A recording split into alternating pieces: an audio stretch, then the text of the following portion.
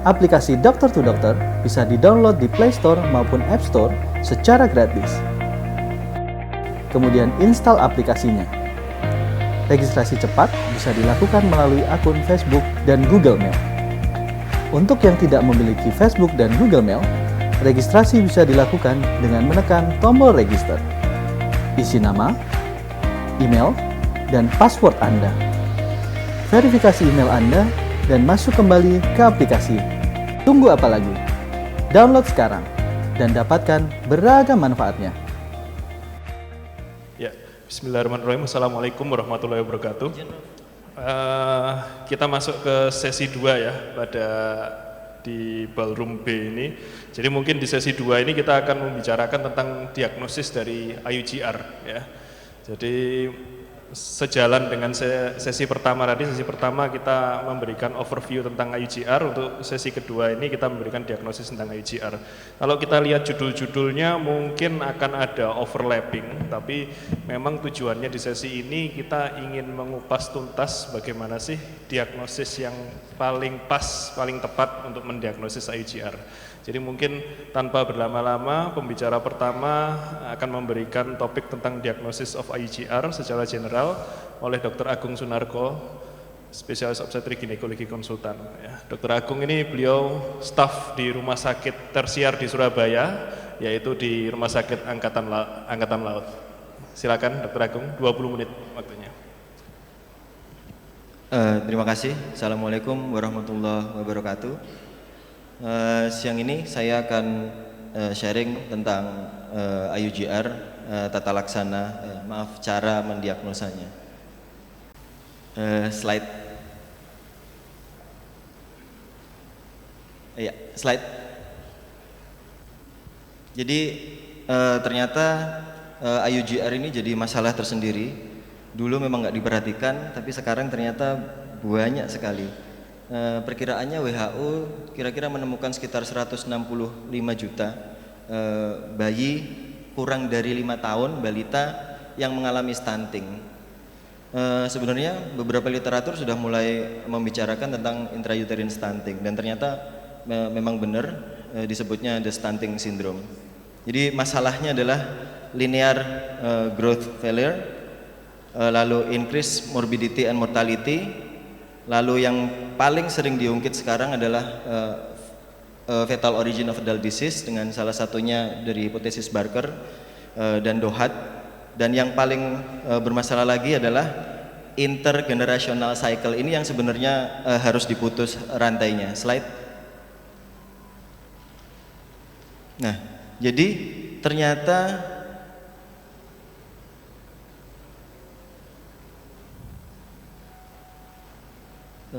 pointernya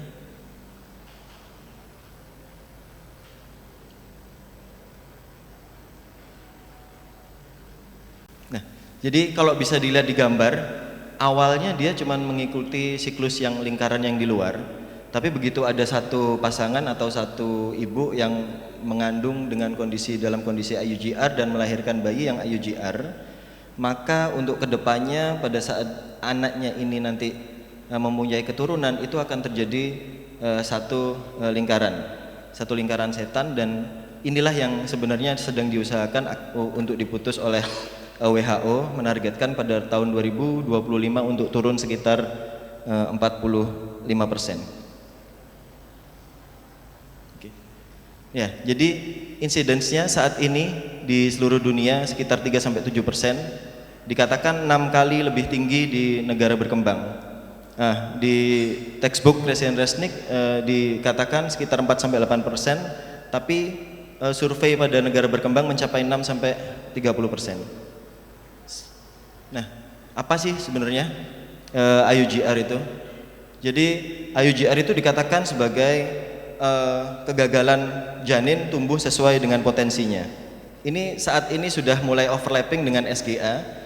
Nanti akan saya paparkan kriteria yang baru.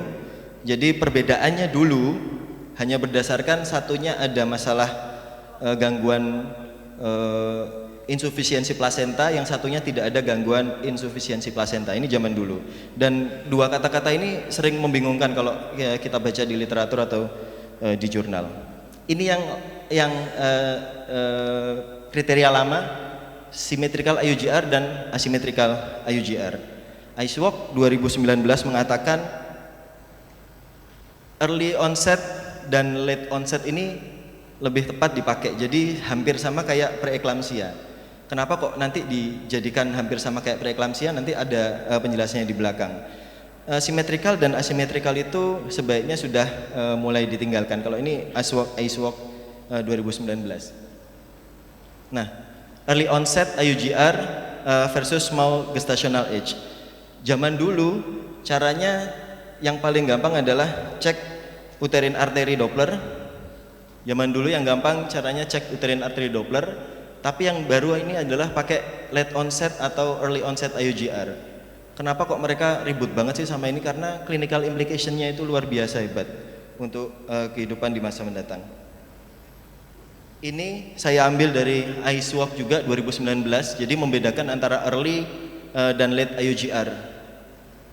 Mereka pertama kali seperti nanti yang akan saya sampaikan, yang pertama kali yang paling penting adalah berat badan, lalu dating, lalu cek sampai ke Doppler velocimetry, ada kriterianya.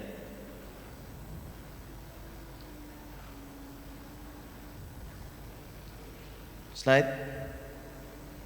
Nah, ini ya. Oke. Slide. Ini tadi apa aja sih yang menyebabkan IUGR pada satu kehamilan? Kita bisa lihat di poin-poin ini. Ini yang ada di maternal, yang kondisi ibu yang bisa menyebabkan IUGR. Lalu slide. Nah, kalau faktor plasenta ini yang nantinya mulai disebut great placental disease yang menghubungkan antara RPL, preterm labor, IUGR, preeklamsi. Kenapa sih kok bisa saling terkait? Bahkan kalau kita dengar tadi pembicara-pembicara sebelumnya, sudah ada kesamaan pemberian terapi antara preeklamsi, preterm labor, mungkin nanti masuk ke IUGR dan recurrent pregnancy loss, karena memang masalahnya sama di plasenta. Slide. Ya, jadi berbagai masalah ini yang bisa menyebabkan insufisiensi dari satu plasenta awal sampai akhir. Jadi teori implantasi apabila ketidakseimbangan antara angiogenik dan anti-angiogenik tidak terjadi, maka akan terjadi great placental disease yang bisa menyebabkan IUGR. Slide.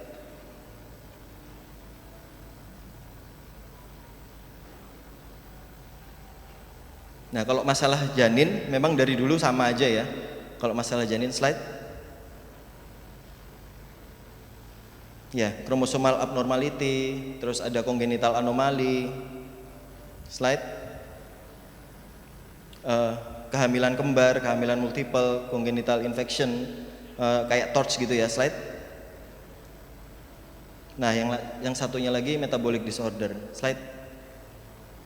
Berikutnya, ini masalah yang sebenarnya dari dulu sudah ada, tapi mungkin di sini nanti ada faktor tersendiri yang lebih tinggi lagi di sisi epigenetik, tapi kira-kira itu nggak akan dibahas. Yang maternal faktor, fetal faktor ini sebenarnya bisa dimanipulasi, tapi yang placental faktor ini memang paling sulit. Slide. Nah, slide. Gimana sih deteksi dari IUGR ini? Sebenarnya hampir sama kayak kalau kita melakukan deteksi pada preeklamsi dan eklamsi. Great placental disease itu masalahnya mulai dari RPL sampai plasenta. Dan kalau kita baca di literatur, cara menegakkan diagnosisnya mulai history taking, mulai RAS, mulai pemeriksaan-pemeriksaannya itu kira-kira hampir sama. Faktor-faktor yang terlibat pun hampir sama. Dan memang sampai sekarang untuk masalah IUGR belum ada konsensus yang tepat apa aja sih yang bisa diperiksakan. Memang SFIT bisa diperiksakan, memang PLGF bisa diperiksakan, tapi untuk sensitivity dan spesifitasnya masih agak kurang, dan yang terutama adalah mahal. Jadi memang masih jadi masalah tersendiri untuk diagnostik IUGR. Slide. Nah, kenapa sih kok kita harus ribut banget sama masalah IUGR ini? Nah, ini ternyata masalahnya itu ada aja. Ini masalah yang muncul segera setelah lahir, slide. Ini masalah yang muncul pada saat dewasa yang melibatkan hipotesis Barker, FOAD dan Dohat, slide. Ya, ini masalah yang tadi ya sama dengan hipotesis Barker, slide. Nah, ini adalah jadi diagnosis IUGR atau SJA itu intrauterin, terus begitu lahir harus dikonfirmasi atau ditegakkan. Caranya diperiksa bayinya, dicek bayinya, kira-kira ada nggak tanda-tanda ini, slide. Nah, ini ya, fatnya hilang, terus kulitnya berlipat-lipat, kepalanya relatif lebih besar, terus tulang rusuknya kelihatan, slide. Terus gimana sih caranya diagnosis? Slide. Yang pertama, setelah history taking, setelah kita mengambil riwayat dari pasien tersebut, yang selalu disebut pertama kali dalam setiap literatur adalah dating. Yang jadi masalah adalah kalau di saya pribadi itu biasanya banyak pasien yang datang usianya sudah mendekati aterem. Biasanya sudah di atas 4 bulan, di atas 5 bulan. Kalau mau dicari satu-satu, diteliti satu-satu, kalau misalnya teman-teman yang pasiennya 50 nggak akan kena pasti. Nanti nyarinya gimana, ngukurnya gimana? Nanti ada rekomendasi dari IceWalk apa aja sih yang harus diperiksa. Slide. Nah, ini ya biasanya pakai kayak gini. Tapi kadang-kadang ibu hamil tuh ditanya, Bu, mens terakhirnya kapan? Kirangan. Bu, kira-kira geraknya pertama kali bayinya dirasakan kapan? Lupa dok. Ya itu masalah-masalah saya kira sama buat teman-teman semua di sini saya kira sama. Slide. Nah yang kedua growth chart atau plotting, slide. Ini ya, jadi plotting ini penting banget untuk bayi di dalam rahim ataupun untuk neonatus yang baru lahir. Dan semua literatur selalu merekomendasikan sebaiknya setiap negara punya growth chartnya sendiri-sendiri. Karena kita memang Indonesia masih belum punya, mungkin ikutnya sama negara Asia, Jepang kalau nggak salah yang diikuti. Nah ini menunjukkan distribusi sebaran seberapa sama sih berat antara masing-masing etnis kalau digabungkan. Ternyata yang antara 32 dan 36 minggu itu berat di sininya itu sangat bervariasi, rentangnya itu sangat lebar sekali. Jadi itu menyulitkan untuk diagnostik IUGR kalau misalnya datangnya pada kehamilan yang sudah lanjut. Slide. Nah, berikutnya slide lagi, Symphysio Fundal Height. Jadi mengukur ini satu-satunya pemeriksaan fisik yang bisa dilakukan pada penegaan diagnostik IUGR. Yang lainnya nggak ada lagi. Jadi cuma mengukur tinggi fundus sampai ke simfisis. Nah, ini chart ini mungkin bisa diikuti, tapi hati-hati pada pasien-pasien yang berlemak atau lemaknya terlalu banyak mungkin akan mengalami kesulitan. Slide. Nah, ini ultrasound assessment of fetal growth. Slide. Ini rekomendasi dari WHO. Kalau ada pasien datang, dia sudah di kehamilan lebih dari 20 minggu, minimal lakukan 4 pemeriksaan ini. BPD, HC, AC, dan FL. Kalau misalnya sempat, tambahkan 2 cerebellum dan humerus length. Nah itu menurut penelitian IceWalk meningkatkan sensitivitas dan spesifisitasnya. Kalau misalnya memang bisa dilakukan, silahkan lakukan pemeriksaan cerebellum dan humerus length. Slide. Nah ini Doppler velocimetry. Slide. Slide. Ya lagi. Slide. Dulu itu yang di zaman lalu yang paling sering dipakai adalah umbilical artery karena ini memang paling mudah, tapi ternyata sensitivitasnya itu sangat rendah. Ada yang umbilical arterinya bagus, ternyata lahirnya jelek. Nah, itu kenapa kok sekarang umbilical artery Doppler ini sudah mulai ditinggalkan. Gantinya apa? Kita pakai cerebro placental ratio.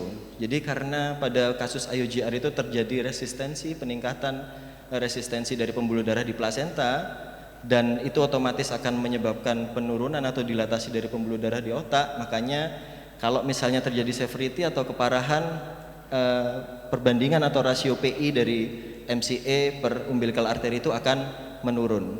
Kalau mulai kurang dari 1,0 itu janin menunjukkan tanda-tanda mulai terjadi asidosis.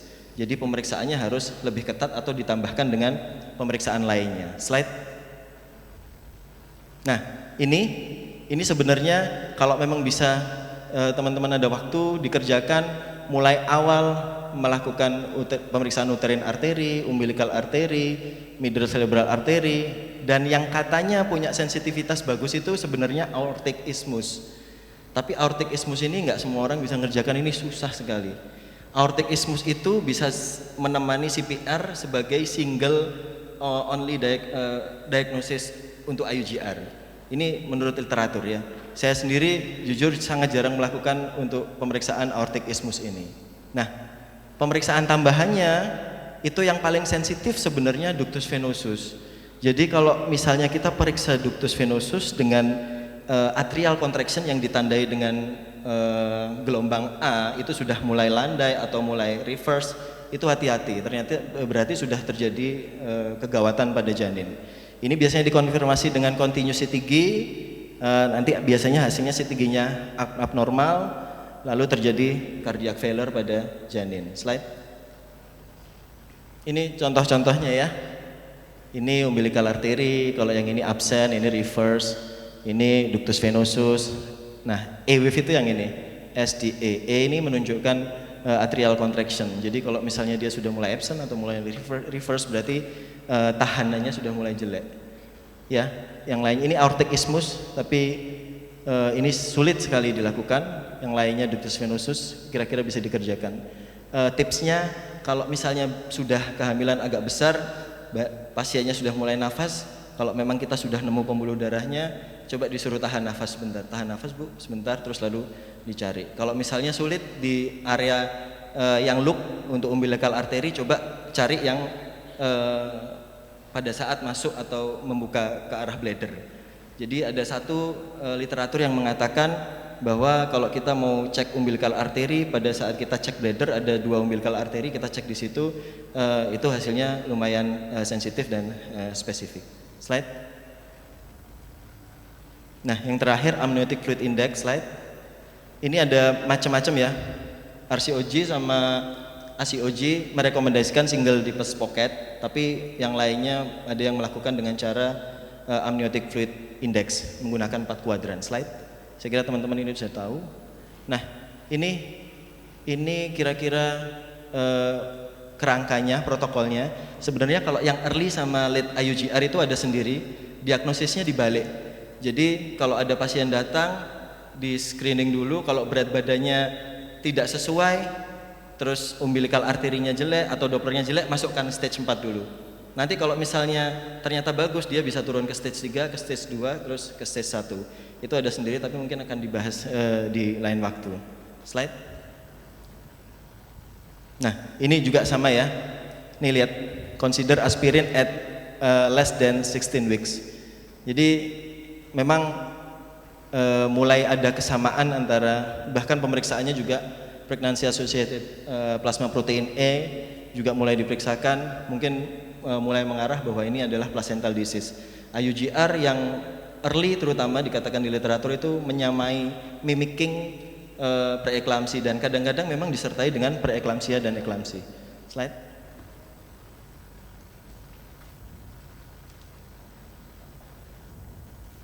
Nah, ini ada 2, hati-hati dengan SGE. Memang betul sebenarnya SGE itu zaman dulu cuma dikatakan kurang dari persentil 10 tanpa ada masalah hemodinamik. Tapi ternyata pada bayi-bayi yang didiagnosis SGE yang lahir itu didapatkan angka yang cukup besar adanya adverse outcome pada neonatusnya. Ini ada 2 literatur yang mereka mempertanyakan SGA itu benar tak constitutionally small. Jadi kalau misalnya di kesimpulannya dari kedua ini cuma dikatakan kalau memang cuman kurang dari 10 persentil silahkan diikuti aja, seminggu 2 kali atau seminggu sekali diikuti aja, selama belum ada perburukan gejala dari Doppler velocimetry lanjutkan saja. Tapi kalau misalnya sudah ada perburukan gejala dan itu umumnya terjadi pada yang kurang dari persentil 5, maka kita harus mulai menganggap oh jangan-jangan ini bagian dari IUGR, mulai melakukan staging untuk diagnosis IUGR-nya. Slide. Oke, jadi gitu ya. Late IUGR itu clinical conclusion itu sangat berguna untuk dilakukan. Lalu kalau kita ketemu bayi yang small gestational age kurang dari 3 persentil dengan abnormal CPR, dengan abnormal uterine dan ductus venosus flow, itu di salah satu jurnal yang saya baca itu dimasukkan ke IUGR saja. Jadi perlakuannya ke perlakuan IUGR. Slide. Nah, jadi konklusinya itu kalau EFB kurang dari 10 itu dikatakan abnormal.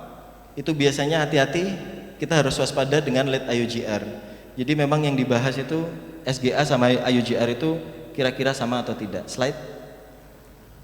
Oke, ini pesennya. Yang penting dating ya, sejawat sekalian. Yang penting adalah dating. Terus mulai ada pembagian antara early dan late onset. Lalu yang penting lagi melakukan ultrasound dan Doppler velocimetry. Slide. Mungkin sudah kelewatan. Ternyata tanggal 13 kemarin hari Jumat itu jadi hari IUGR, awareness IUGR yang sudah kita lewati 3 hari yang lalu. Ya, mudah-mudahan sih kedepannya angka IUGR makin menurun sesuai dengan targetnya WHO tahun 2025. Mudah-mudahan berkurang sekitar 40%, bisa memutus alur yang sirkulasi yang terjadi. Terima kasih, sekian dari saya. Wassalamualaikum warahmatullahi wabarakatuh.